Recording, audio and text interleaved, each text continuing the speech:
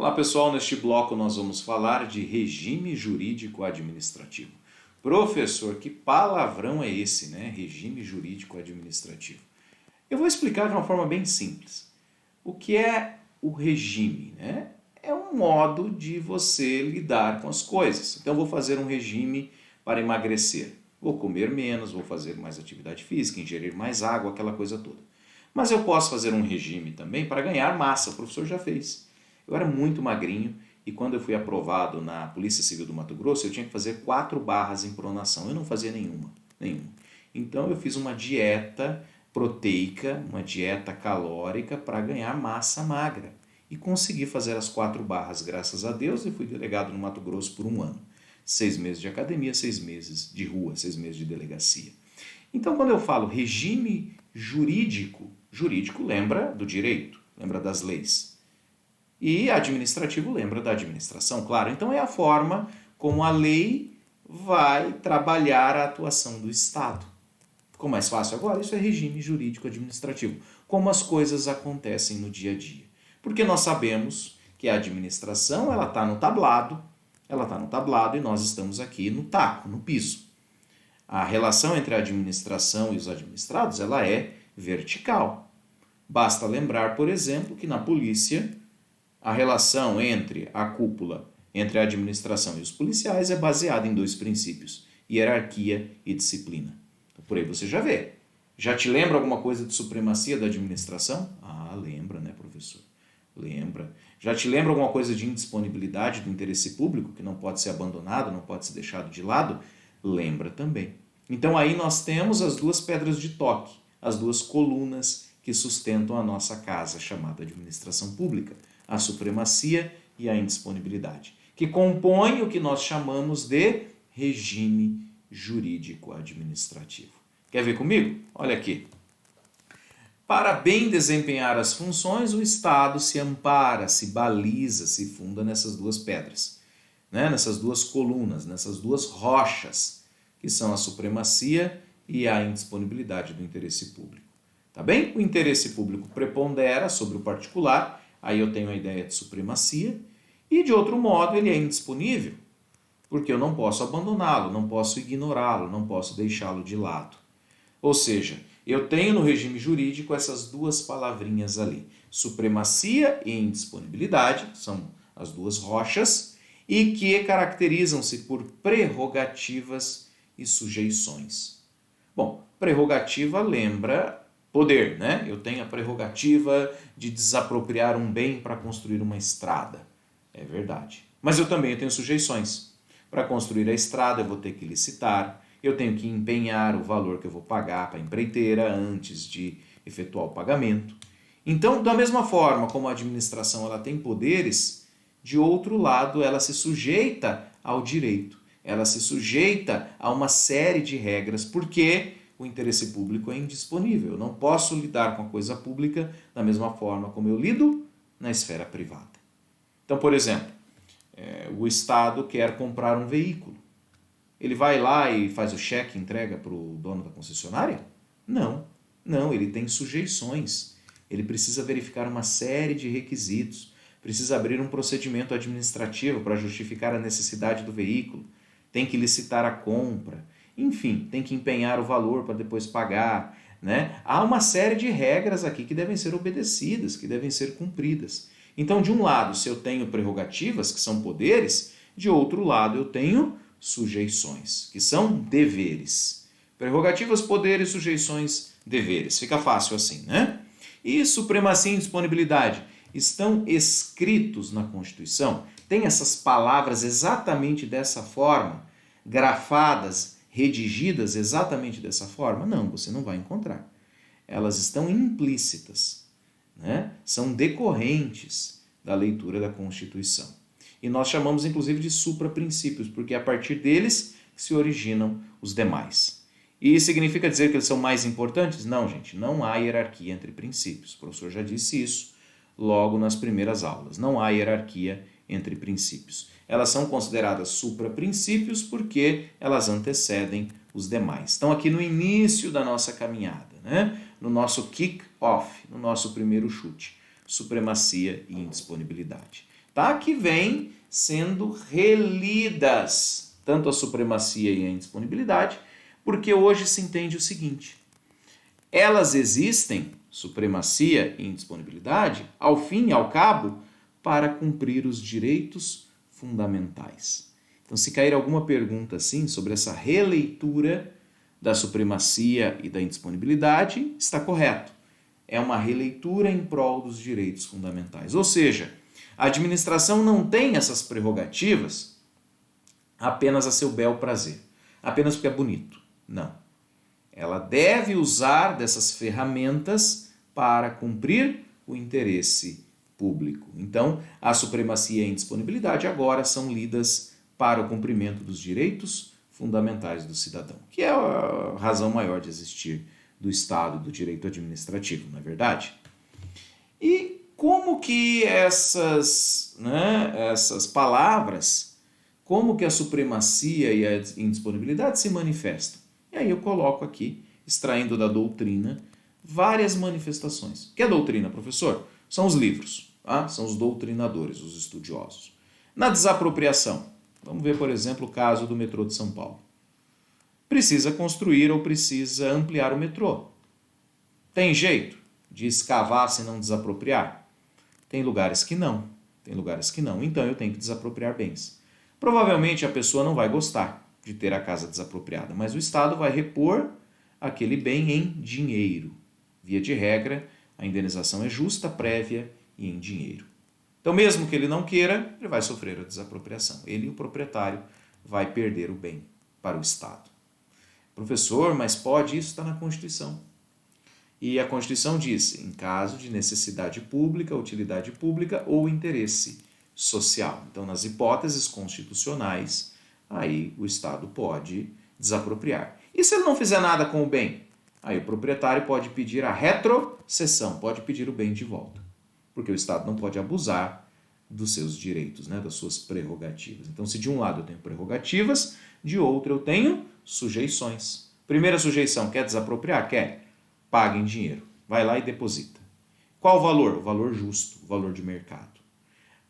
E eu tenho prazo, Tem prazo, para cumprir o que está no decreto, não é verdade? Uma regra 5 anos aí para cumprir o que constou do decreto expropriatório, o decreto de utilidade pública, necessidade pública ou interesse social. E tenho também que cumprir a legislação, tenho que cumprir, tem que avaliar, depositar, chamar o proprietário para ver se concorda ou não. Se não concordar, pode ir para meios alternativos de resolução do conflito, como por exemplo arbitragem, mediação. Se não der certo, pode ir para a justiça também discutir o valor da indenização e a legalidade do procedimento. Ou seja, de um lado eu tenho prerrogativas, mas de outro sujeições. E tem mais exemplos, professor? Tem. Convocação de mesário. Não é um convite, é uma convocação. Ele tem que ir. Se ele não for, ele pode ser multado, pode responder por desobediência. Então, é um dever cívico, Também quando a administração aplica sanções, aplica punições em contratos, por exemplo. Quando a administração requisita bens em caso de perigo público iminente. Lembra aquela coisa meio de James Bond, Seu carro está requisitado para o veículo no meio da rua porque tem ali um malfeitor do outro lado correndo para explodir ou para matar alguém. Aí o James Bond chega e requisita. Isso não é coisa de filme não, tá, pessoal? Isso existe sim, tá na Constituição. Em caso de perigo público iminente, a administração pode requisitar. Nós vamos ver isso. E aí a indenização se dá depois, em caso de dano. Ainda, quando o Estado litiga, quando ele vai para a justiça, ele tem prazos processuais em dobro. Como regra geral, o prazo do Estado é em dobro. Professor, mas isso não é injusto? Bom, isso é um pouco pessoal.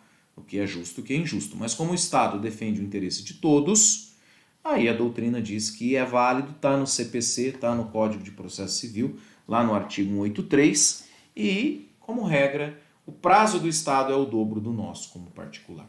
Tá bem? Quando o Estado fiscaliza atividades e exerce o poder de polícia administrativa, isso não é uma supremacia? Claro que é. Eu não posso fazer isso como particular, mas o Estado pode. Eu não posso chegar a interditar a casa do meu vizinho porque ele não tem o habite-se, mas o Estado pode. Da mesma forma, né? Se eu devo, por exemplo, o IPTU. O IPTU é um imposto que incide sobre o imóvel. O Estado vem e penhora a minha casa, porque essa é a casa que deu razão ao tributo, né? Então, nesse caso, pode penhorar sim, porque o tributo diz respeito ao próprio imóvel. E o bem do Estado? Eu posso penhorar se o Estado me deve? Não.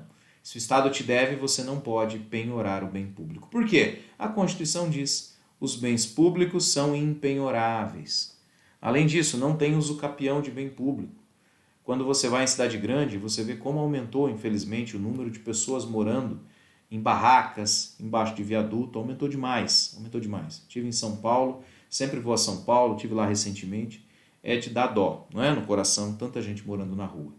Esses bens públicos são imprescritíveis, não é porque a pessoa mora lá que ela vai adquirir aquela propriedade. Não podem ser objeto de uso capião, tá bem? E além disso, um ato administrativo é presumidamente válido, verdadeiro e legítimo. Claro, essa presunção ela é relativa, ela admite prova em contrário. Esses dias conversava com um professor de direito administrativo, ele dava um exemplo na rede social dele, de que essa presunção ela existe, mas não é absoluta. E dizia a respeito a uma multa pela violação ao rodízio. Você sabe, você que mora em São Paulo, ou já foi a São Paulo, cada placa, cada final de placa não pode rodar um dia da semana, não é isso? Beleza, então, por exemplo, um veículo meu tem placa de final número 3, então, salvo engano, ele não roda na terça-feira.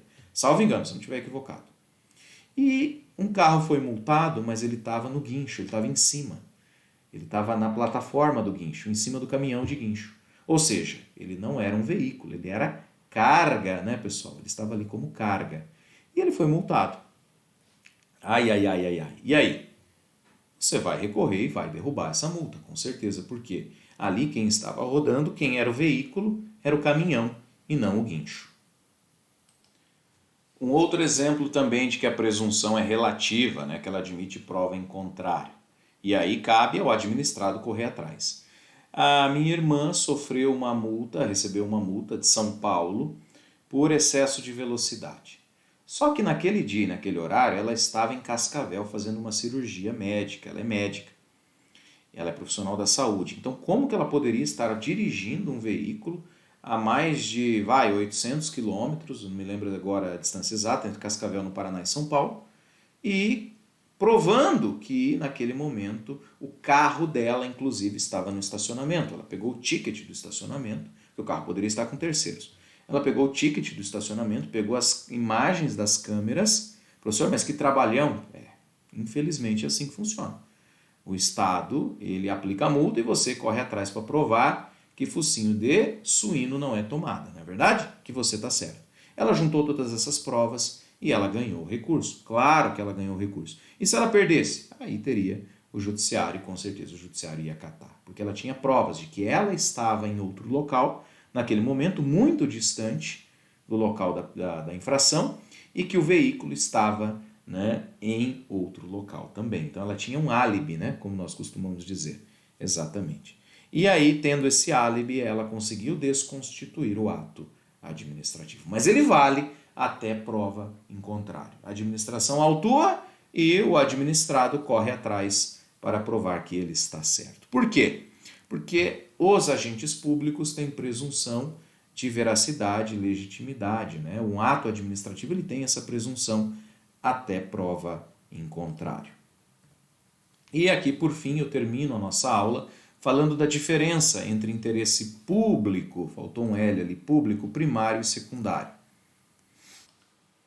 Agora, sem corrigido, o interesse público primário é o interesse público autêntico, né? É o interesse público verdadeiro, genuíno, o interesse público propriamente dito, que são os interesses de toda a coletividade. Então, por exemplo, quando a administração precisa desapropriar alguma coisa para construir uma obra, né, para estender o metrô, fazer uma escola, uma creche, um hospital, nós estamos falando do interesse público primário. Esse sim é o legítimo, né? E o secundário é o falsificado, professor? Mais ou menos. Não, não é o falsificado. O interesse público secundário são os interesses patrimoniais. Olha o dedinho do professor aqui, fazendo dinheiro, ó, os interesses patrimoniais da administração. E aí eles não se sobrepõem aos direitos dos administrados. Então, o interesse público que efetivamente tem aquelas prerrogativas é o interesse público primário, é o interesse público verdadeiro, genuíno. O secundário é o interesse patrimonial e aí não há essa supremacia. Beleza, pessoal? Tranquilos? Então, tá jóia. Terminamos este conteúdo e seguimos com você. Um abraço, não saia daí.